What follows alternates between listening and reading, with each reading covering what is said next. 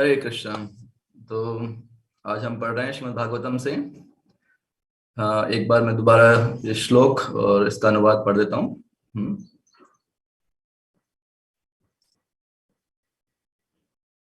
स आहातो विश्रिता ही अवज्ञया परिभ्रमद गात्र उदस्त लोचन विशीर्ण बाहांग्री श्रुरु पतन यथा नगेंद्रो लुलितो नभस्वता।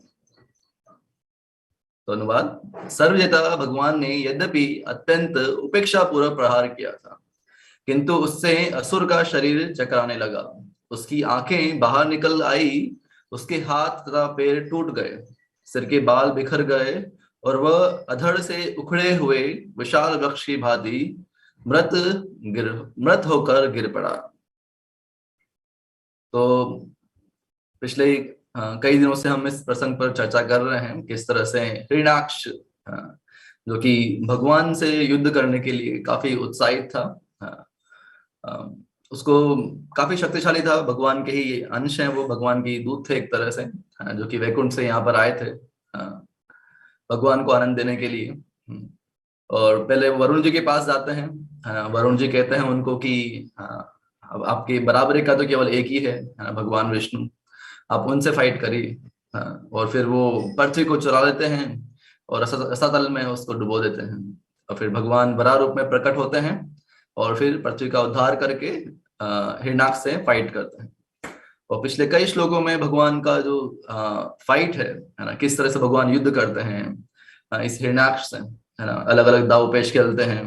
कभी जो है हिरण्याक्ष हावी हो रहा होता है भगवान के ऊपर, तो सारे देवताओं को लगता है कि अभी जो है प्रलय का समय आ गया है, सब कुछ खत्म होने वाला है, भगवान भी हार जाएंगे तो हमारा क्या होगा फिर।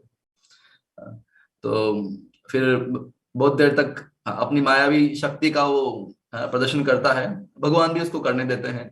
हाँ, और फिर अंत में, हाँ, कि अभी जो है बहुत, है ना, बहुत ज्यादा खेल लिए हम, है ना, भगवान को लगता है कि अभी गेम एंड करने का टाइम आ गया है। तो भगवान उनकी कनपट्टी के नीचे एक लगाते हैं, है ना।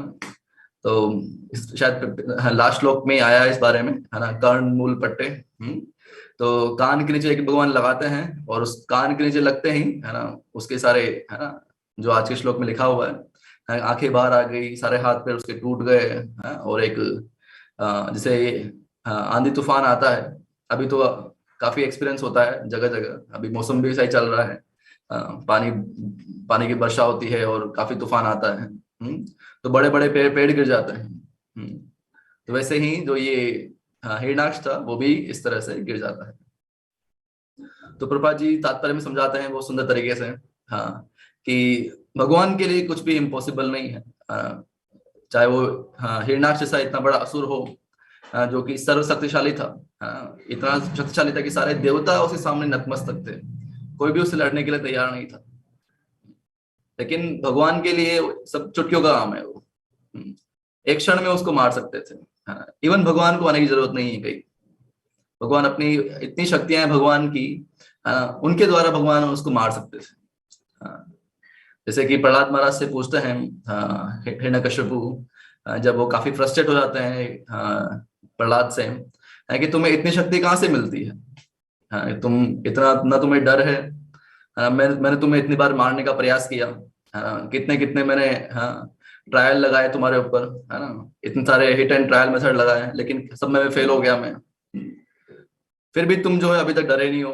प्रहलाद महाराज की खासियत देखिए आप, कि इतनी बार उनको मारने का प्रयास किया, लेकिन फिर भी ऐसा नहीं कि चलो घर छोड़ के भाग जाएं, है ना, कि पापा जो है बहुत परेशान कर रहे हैं ना, कितनी बार मुझे मारने का ट्राई किया इन्होंने, वापस घर पे आ जाते, वापस जो है हरे कृष्णा स्टार्ट कर देते।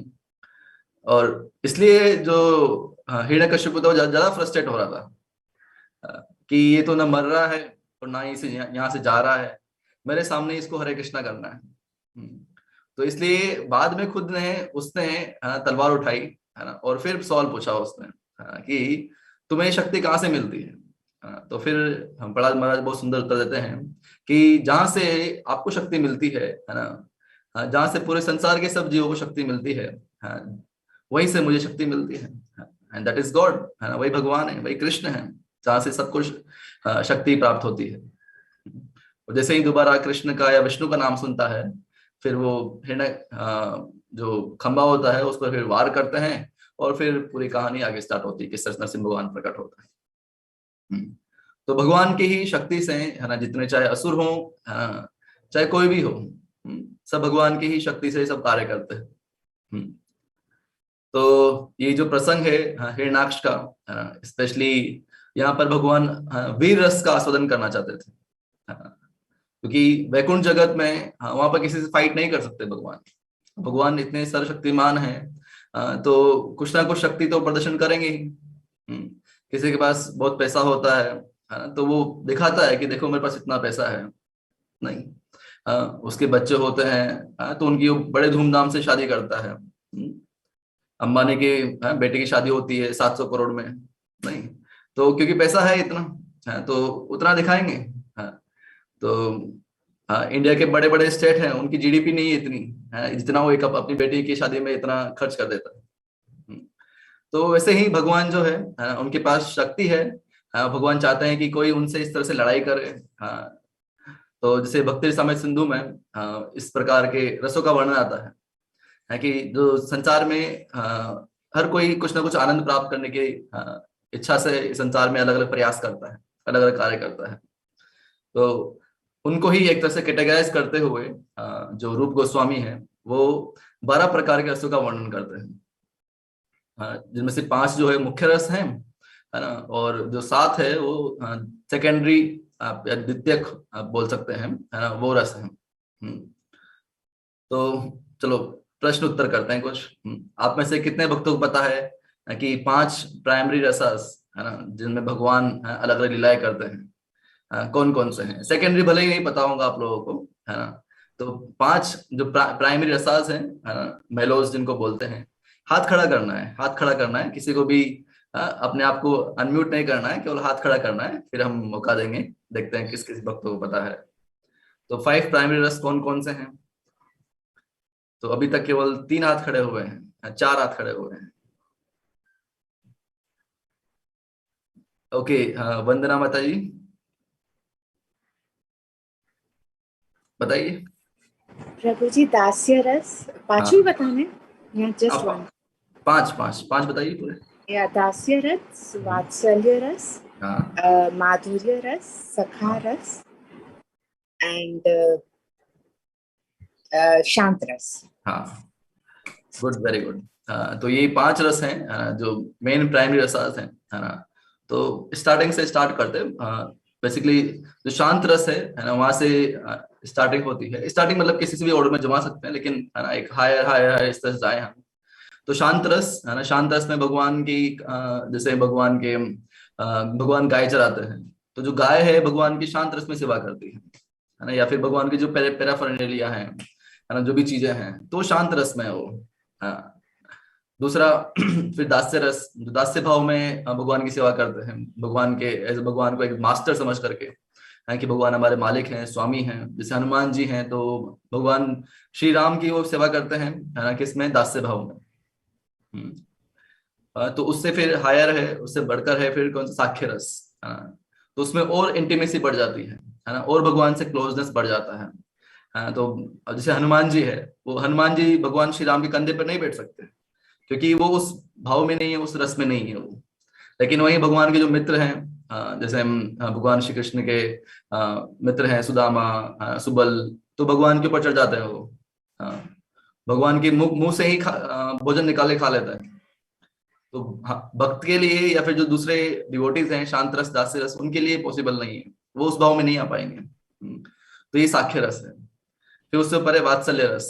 वात्सल्य रस जहाँ पर भगवान को अपने बेटे के समान समझ करके, है कि भगवान जो है, यदि मैं भगवान को नहीं खिलाऊंगा, जैसे यशोदा माँ है, तो उनकी हमेशा टेंशन रहती है कि यदि कृष्ण नहीं खाएगा तो उसको भूख भूख लगेगी, नहीं खाएगा तो बीमार पड़ जाएगा, तो मुझे कृष्ण को भोजन कराना है।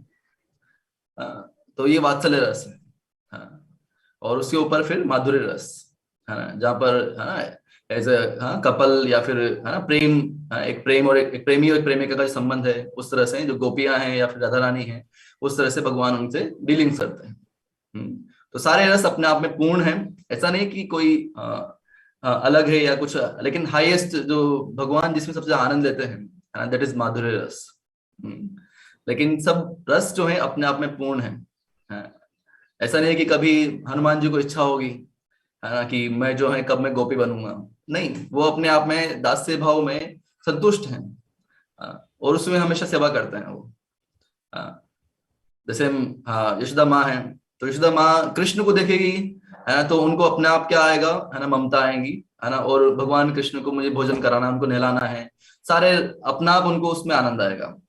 लेकिन यदि वही कृष्ण जो है, यदि नरसिंह भगवान के रूप में आ जाएंगे, तो वो ममता नहीं आएगी फिर, है ना, क्योंकि भगवान कृष्ण के उस रूप में ही वो भगवान को वात्सल्य प्रेम दे सकती है। तो इस तरह से हर जो रस है वो अपने आप में पूर्ण है, और आ, सारे भक्त हैं अलग अलग तरीके से भगवान को अलग अलग प्रकार से आनंद देते हैं। जैसे प्रभुपाद जी बोलते हैं कई बार, variety is the mother of enjoyment. तो वैरायटी जरूरी है। तो भगवान के क्रिएशन में हर जगह वैरायटी। इस भौतिक संसार में हम कितनी वैरायटी देखते हैं, एक ही ब्रांड की चीज कितनी वैरायटी में आती है। नहीं, एक ही कंपनी, हाँ, एक ही तरीके का जो कोल्ड ड्रिंक्स बनाती है वो कितनी वैरायटी में बनाती है उस चीज को। तो आध्यात्मिक जगत में कितनी वैरायटी होगी। तो ये भगवान जो है इस प्रकार अलग अलग रसों में आस्वादन करते हैं। हमारे लिए, स्पेशली साधक के लिए, हाँ, तो हम जो है भगवान को दास्य भाव में सेवा करते हैं।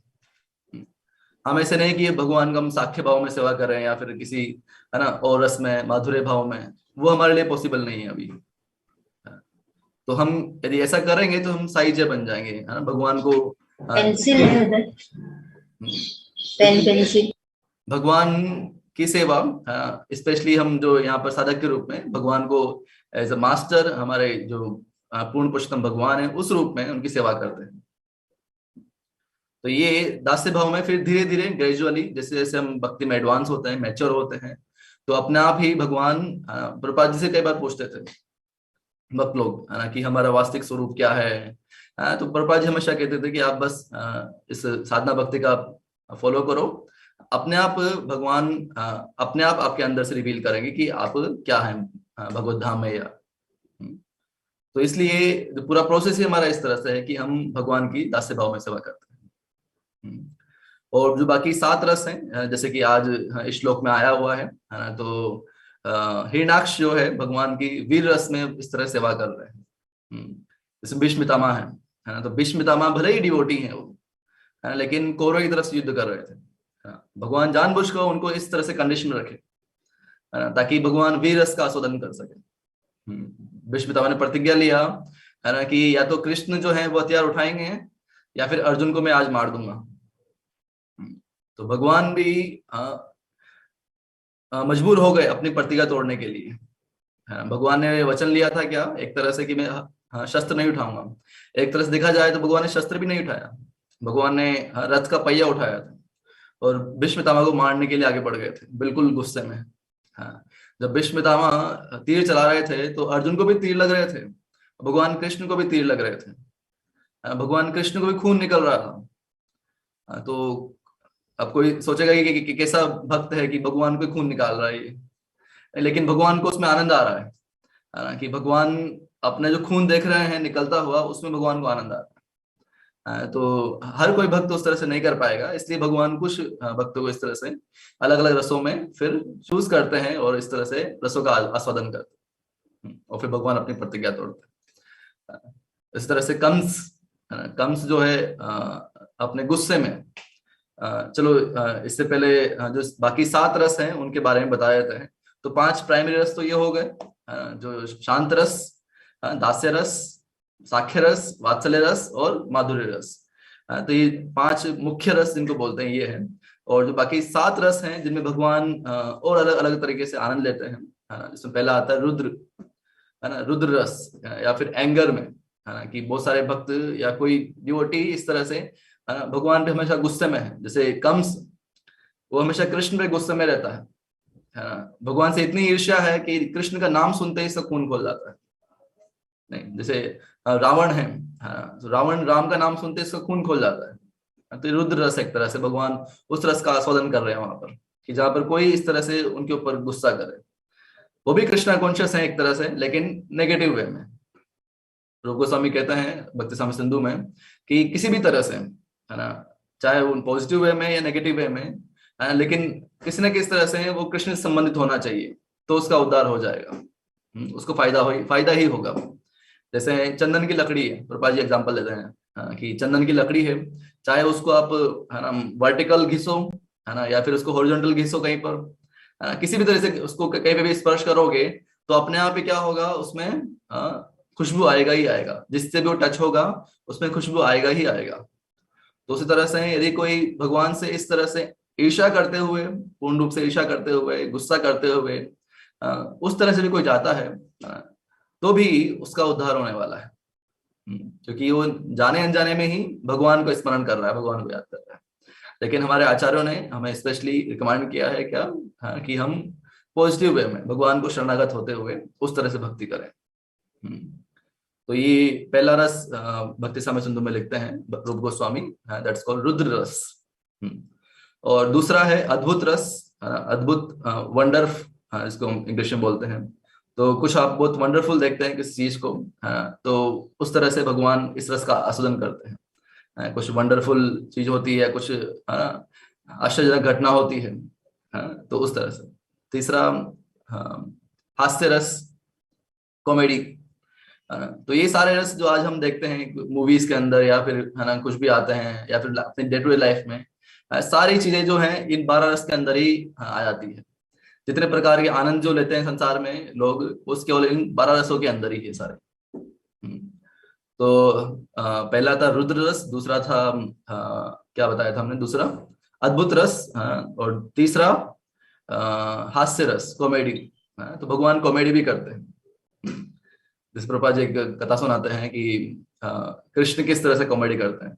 तो एक बार एक कृष्ण एक बूढ़ी औरत को देखते हैं, तो उससे कहते हैं कि तुम तो इतनी बूढ़ी हो चुकी हो, तुम तो इतनी कुरूप हो, अच्छी नहीं दिखती हो, तुमसे कौन शादी करेगा तुमसे।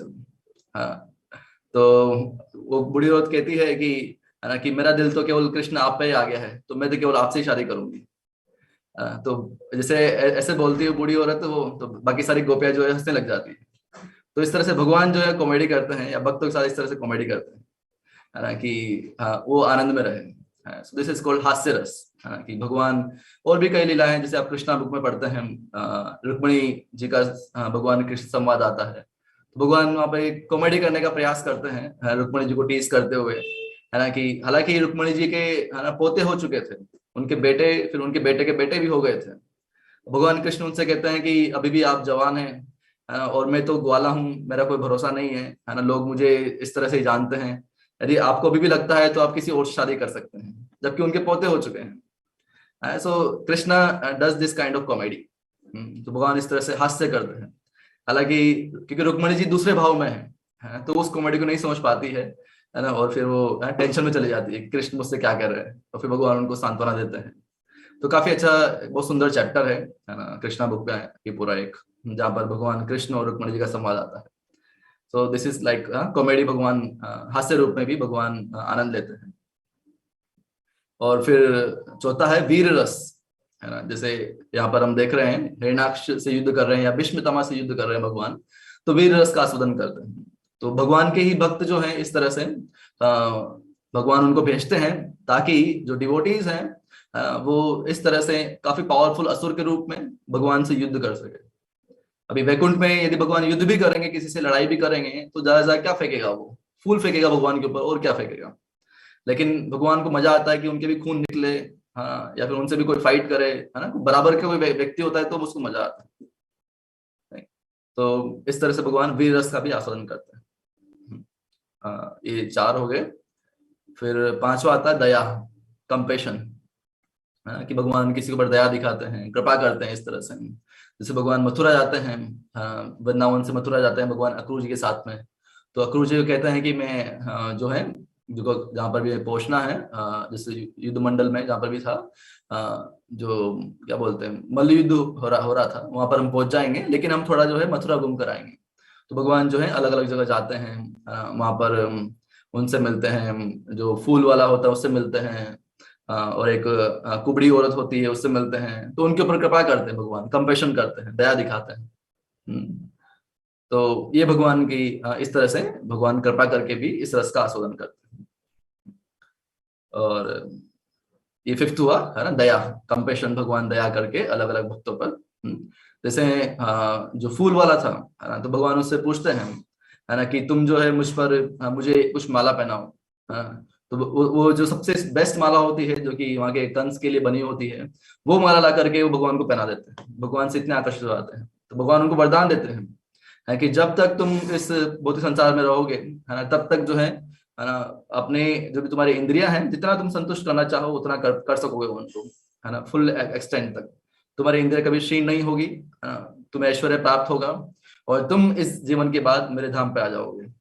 हाँ, तो भगवान इस तरह से उनको कृपा करते हैं। या फिर जो कुबड़ी औरत होती है ना, जो भगवान कंस को चंदन लगाने के लिए जा रही होती है, तो भगवान उनसे कहते हैं हे सुंदरी, कि तुम जो है ये चंदन मुझे लगा दो।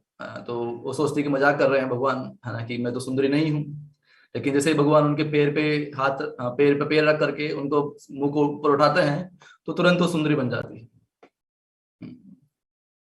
तो इस तरह से भगवान उन पर कृपा करते हैं। उसके बाद ही फिर इंसिडेंस होता है, वो भगवान को इनवाइट करती है कि आप मेरे घर पर आइए। भगवान भी कहते हैं बाद में आऊंगा मैं। तो फिर भगवान बाद में से घर पे भी जाते हैं, और उसके हृदय में जो भी भगवान के प्रति काम इच्छा होती है उसको तुरंत केवल स्पर्श मात्र से उसको पूर्ण रूप से शुद्ध कर देते हैं। तो ये भगवान अलग अलग तरीके से, भगवान की कृपा के तो कई उदाहरण हैं, है ना, जितनी भी भगवान की लीलाएं हैं, है ना, सब कृपा के ही उदाहरण हैं। तो कृपा कई बार जो भक्तों के लिए इस तरह से भी होती है ना, कि भगवान उनको कुछ ऐश्वर्य देते हैं या फिर उनको कुछ सुविधा प्रदान करते हैं। वो कृपा जो है क्रोध के रूप में प्रकट होती है असुरों के ऊपर। असुरों को मारना भी भगवान की कृपा ही है, ताकि वो जो है इस तरह से उनके भक्तों के प्रति अपराध ना करें, उनका उद्धार हो सके। और भक्तों को कष्ट में डालना भी भगवान की कृपा है, ताकि उनकी भक्ति का जो एडवांसमेंट है वो आगे हो सके। इसलिए तो भगवान कहते हैं भागवतम के 10वें स्कंद में ही कि जिन पर मैं कृपा करता हूँ तो उनका जो धन होता है वो मैं छीन लेता हूँ। और जब उनके पास धन नहीं होता है और उनके जो परिजन हैं उनको छोड़ देते हैं, तो केवल पूर्ण रूप से मेरे प्रति शरणागत हो जाता है। और उस अवस्था में वो is performing the top most devotional service, क्योंकि वो मुझे पूर्ण रूप से स्मरण कर रहा होता है। तो भगवान की जिनको विशेष कृपा होती है तो उनके साथ भगवान इस तरह से करते हैं। यदि हम भीष्म पितामह का जीवन भी देखें तो उनका जीवन भी कुछ ऐसा ही है। भले ही वो उनके पास सब कुछ था, एक तरह से कहा जाए तो ऐश्वर्य में रह रहे थे वो, लेकिन फिर भी जो है वो बंधे हुए थे हर चीज से, है ना, फिर भी कुछ नहीं कर सकते थे वो। धृतराष्ट्र को उन्होंने समझाने का प्रयास किया, है ना, नहीं माने वो। सारे प्रयास किए उन्होंने कि युद्ध ना हो, फिर भी अंत में उनको युद्ध करना ही पड़ा। तो वो हमेशा कॉन्स्टेंटली जब भी वो चाहे उस महल में थे, ऐश्वर्य में थे, लेकिन भगवान का स्मरण कर रहे थे हमेशा। और यही कारण है कि जब उनका मृत्यु होता है तो भगवान साक्षात उनके सामने खड़े होते हैं। ऐसा नहीं कि उनको याद करना पड़ रहा है, भगवान को अपने मन में चिंतन करना पड़ रहा है ना, भगवान साक्षात उनके सामने खड़े हुए हैं और उनका मुख देखते हुए वो अपना शरीर त्यागते हैं। So that's the fortune of Bhishma Pitamah. तो ये भगवान की विशेष कृपा है कि भले ही उनको इतने एडवर्स कंडीशन रखा, है ना, अधर्म की तरफ उनको भेजा, उनको इस तरह से युद्ध करने पड़े, और पूरा इस तरह से हुआ, लेकिन फिर जब उनको जो परिणाम मिला तो ऐसा परिणाम मिला कि जो शायद बड़े बड़े ऋषियों को ना मिले। ऋषि मुनि तपस्या करते हैं कि भगवान को देखने के लिए, कि हम मन में भगवान को देख सकें, लेकिन साक्षात कृष्ण उनके सामने खड़े हुए जब उनकी मृत्यु आ रही है। तो ये भगवान की कृपा है।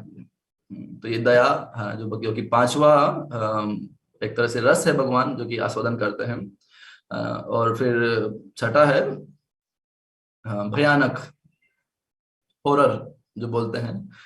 रूप गोस्वामी इसको भयानक लिखते हैं। हॉरर मूवीज होती हैं, है ना, डरावनी मूवीज होती हैं, तो उस तरह से भगवान, है ना, डरावना भी पसंद करते हैं, कि कुछ डरावनी घटना होती है या फिर तो भगवान युद्ध करते हैं, शाल्व के साथ युद्ध करते हैं, या फिर कहीं भयानक युद्ध होते हैं। जैसे भगवान क्या नाम था उसका, मगध का जो राजा था जरासंध, तो जरासंध 17 बार अटैक करता है भगवान के ऊपर, मथुरा में जब रहते हैं भगवान, और हर बार वो बड़ी बड़ी सेना लेके आता है। इतनी बड़ी बड़ी सेना लेके आता है, वो सारे असुरों को इकट्ठा करता है, लेके आता है, केवल उसको छोड़ करके भगवान सबको मार देते हैं, ताकि वो फिर जाए और फिर जो सेना लेकर के आए और फिर मैं जो असुरों का विनाश कर दूं, क्योंकि भगवान उसी के लिए आते हैं, है ना। परित्राणाय साधु नाम विनाशाय च दुष्कृताम। तो बार बार कहाँ कहाँ असुरों को ढूंढेंगे, किस किस गली में जाएंगे, किस किस मोहल्ले में जाएंगे असुर को ढूंढने के लिए। एक असुर को छोड़ दो, वही सब अपने आप को लेके आएगा। तो भगवान जरासंध को छोड़ देते थे, वो बाकी सारे असुरों को लेके आता था, भगवान फिर उनको मार देते थे। तो वहां पर फिर डिस्क्रिप्शन आता है कि जब सारे लोग मर जाते थे, है ना, तो कितने ही एक तरह से नदी बहती थी खून की, है ना, खून की नदी बह रही है ना। या फिर यह देखना ही अपना में भयानक है ना। हम सोचना भी भारी काम है कि खून की नदी बहना, और उसमें फिर जो है हाथी घोड़े, है ना, जो जितने भी सैनिक हैं उनके हाथ तैर रहे हैं, पैर तैर रहे हैं, उनकी मुंडिया तैर रही है। तो ये भयानक रस है एक तरह से जो भगवान आस्वादन करते हैं। या परशुराम भगवान, परशुराम भगवान जो है वचन ले लेते हैं कि मैं 21 बार शत्रुओं का विनाश कर दूंगा, और करते भी हैं। और फिर जो कुरुक्षेत्र है वहां पर जाकर के मतलब इतना उन्होंने विनाश कर दिया था कि वहां खून की नदियां बह रही थी। और उस खून की नदियों को उन्होंने क्या किया, जो 5 उन्होंने एक तरह से झील बनाई, है ना, और 5 झीलों में उस खून को भर दिया उन्होंने, है ना, जो कि पंच अप्सरा करके वो बोलते हैं। एक क्षेत्र है कुरुक्षेत्र के अंदर। तो 5 इस तरह से बनाई, और फिर उसके बाद तपस्या की, है ना, पश्चाताप किया, एक तरह से यज्ञ किया उन्होंने।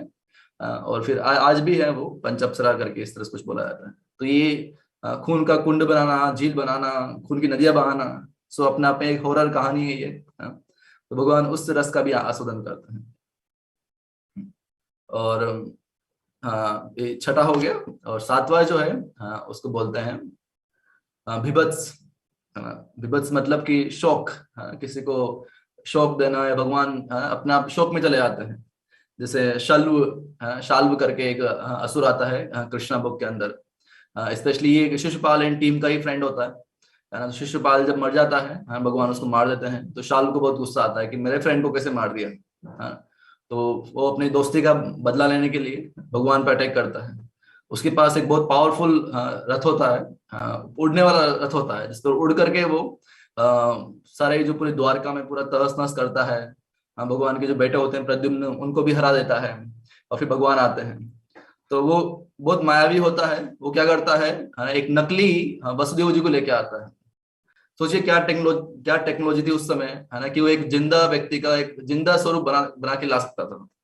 भाई आदमी केवल ज्यादा पुतला बना दे, लेकिन वो तो एक क्लोन बना के लेके आ गया वसुदेव जी का, और उसको भगवान के सामने ही मार दिया, उसका गला काट दिया।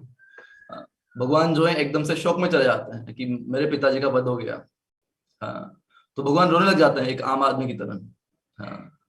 हालांकि भगवान एक मनुष्य लीला कर रहे हैं, तो उस तरह से भगवान व्यक्त करते हैं अपने एक्सप्रेशन को। लेकिन भगवान जो है शौक में चले जाते हैं कि मेरे पिताश्री जो वसुदेव जी हैं उनका वध हो गया है। लेकिन फिर जो है भगवान अपनी जो वैभव है भगवान, उससे वापस फिर भगवान समझ जाते हैं कि ये जो है कोई इसकी मायावी चाल है।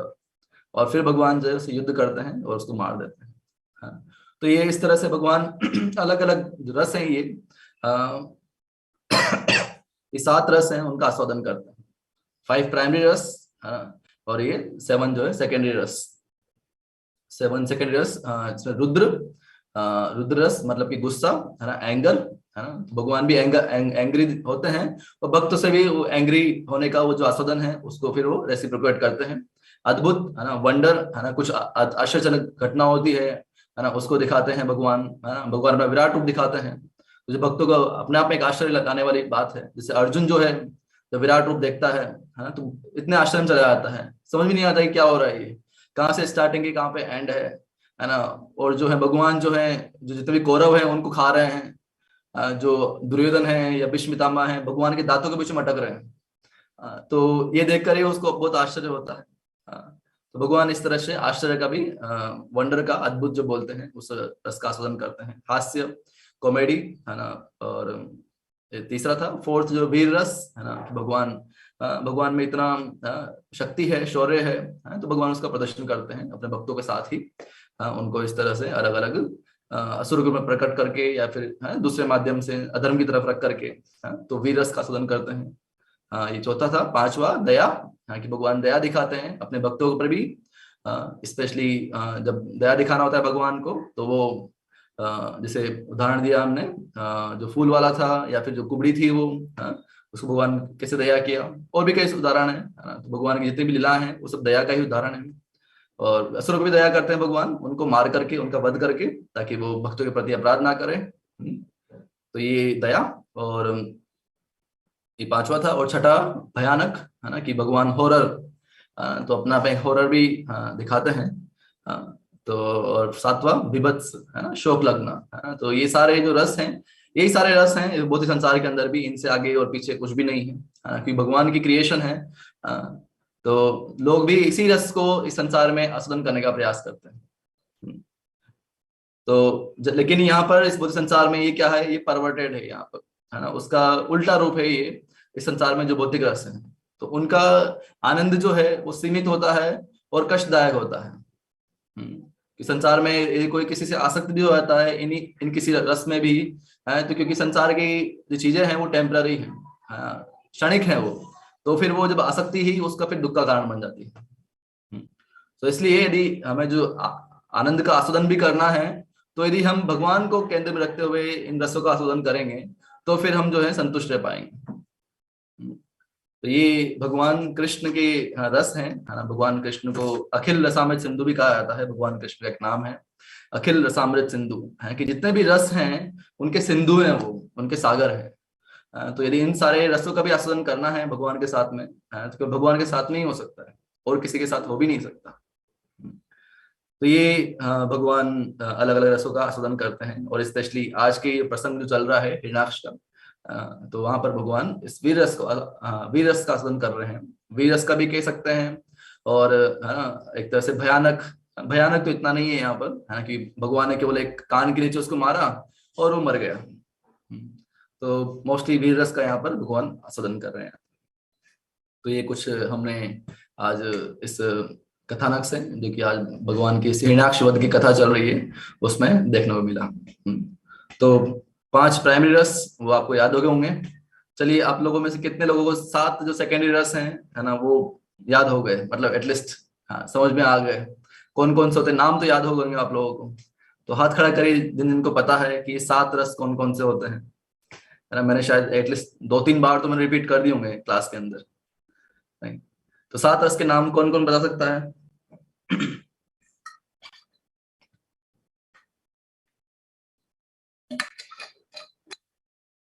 चलो एक एक नाम बताना है। चलो एक काम करते हैं, एक एक डिवोटी को एक एक नाम बताना है। यस, हसुबा माता जी। रुद्र रस। रुद्र रस पहला रस। एंगर। हाँ, एंगर, गुड। वंदना माता जी। प्रभु जी अद्भुत रस। हाँ, अद्भुत रस, वंडर, कि भगवान आश्चर्य कार्य करता है, गुड। योगिनी माता जी।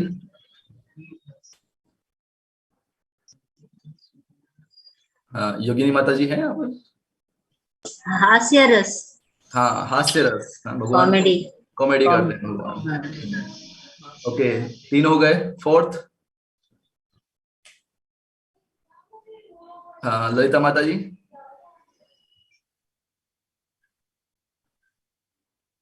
हाँ, ललिता माता जी। मल्लिका। वीर वीर। हाँ, शिवलरी। हाँ, शिवलरी, हाँ, वीर रस। और 5वां, शांति। दया। हाँ, दया बोल दिया माता जी ने, किसी ने। चलो, छठा, छठा कौन बताएगा?